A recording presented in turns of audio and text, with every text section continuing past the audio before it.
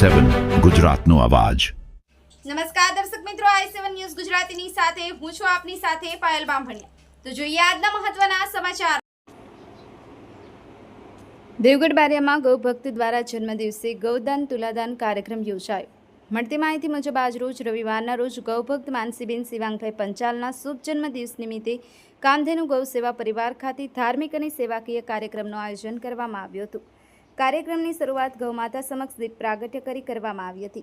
જન્મદિવસના પાવન અવસરે ચિયન્યા દ્વારા તુલાદાનમાં મેંગો કેરી તથા ચિદ્રાંશ દ્વારા ફાડા લાપસીનું તુલાદાન કરવામાં આવ્યું હતું। આ ઉપરાંત એક વાછડીના ગૌદાન પેટે ₹5000 તથા લીલા ઘાસચારા માટે ₹2100નું દાન અર્પણ કરવામાં આવ્યું હતું।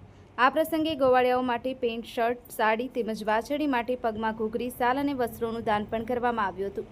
ગૌસેવા અને માનવ સેવાના અનોખા કાર્ય બદલ કામધેનુ ગૌસેવા પરિવારે પંચાલ પરિવારનો હૃદયપૂર્વક આભાર વ્યક્ત કર્યો હતો।